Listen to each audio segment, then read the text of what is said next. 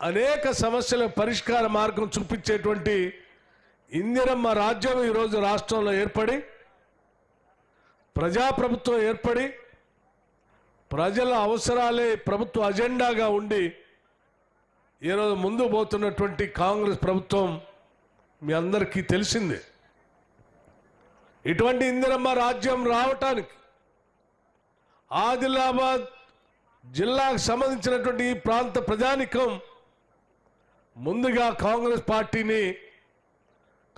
Party అధ్యక్షుడు రేవంత్ రెడ్డి గారిని CLP లీడర్గా ఉన్న నన్ను మీరంతా నిండు మనసుతో ఆశీర్వదించి ఇక్కడ నుంచి మా ప్రయత్నానికి మీరు ఆశీర్వదించి పంపించారు కాబట్టే మేము రాష్ట్ర వ్యాప్తంగా ప్రజలందరితో మమేకమై వారి ఆశలు నెరవేర్చడానికి ఇందిరమ్మ రాజ్యం తీసుకొని వస్తామని చెప్పి మాటిచ్చి ఇక్కడి నుంచి బయలుదేరి వెళ్ళాం.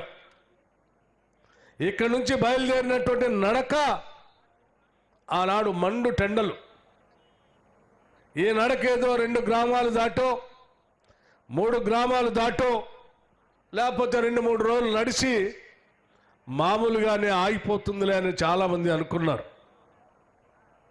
కానీ మీరిచ్చినటువంటి ఆశీర్వచన బలం, మీ దీవెనలు 2 రోజులు కాదు, లేకపోతే 2 గ్రామాలు కాదు, ఇక్కడ నుంచి బయలుదేరి చిట్ట చివరిగా ఖమ్మం కంక్లూడింగ్ జూలై 2వ తారీఖు వరకు కూడా దాదాపు 1000 గ్రామాలని కదిలిస్తూ నడుస్తూ మాట్లాడుతూ నడిచినటువంటి పీపుల్స్ మార్చ్ పాదయాత్ర మీ ఆశీర్వచనం వల్లనే పూర్తి చేయగలిగాం.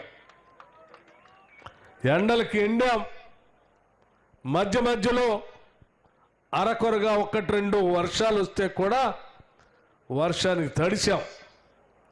కానీ ఎక్కడ పాదయాత్రను మాత్రం ఆపే ప్రశ్నే లేదని చెప్పి మధ్యలో 2 సార్లు వడదెబ్బ తగిలినా నా వడదెబ్బ నా ఆరోగ్యం రాష్ట్ర ప్రజల సమస్యల కంటే ఇది పెద్ద సమస్య కాదని చెప్పి పక్కన పెట్టి రాష్ట్ర ప్రజల సమస్యల పరిష్కారం కోసం పాదయాత్రను కొనసాగించాం.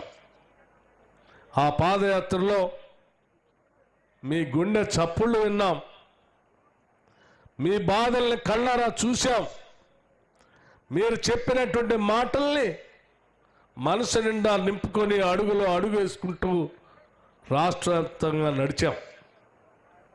కొండల్లో, గూడాల్లో, గుడిసెల్లో, లేకపోతే ఎండిపోతున్నటువంటి బీడు భూముల్లో ప్రజలు వాళ్ళు చెప్పినటువంటి సమస్యలు విని వీటి పరిష్కారం కోసమైనా ఎట్టి పరిస్థితుల్లో రాష్ట్రంలో ప్రజాప్రభుత్వాన్ని తీసుకొని రావాల్సిందే అని చెప్పి మీ అందరి కోసం ప్రజా సమస్యల పరిష్కారం కోసం రాష్ట్ర వ్యాప్తంగా ఈ పాదయాత్రతో పాటు కాంగ్రెస్ పార్టీ కంకణబద్ధులై పనిచేసి ఈరోజు కాంగ్రెస్ ఇందిరమ్మ రాజ్యాన్ని తీసుకొని వచ్చాం.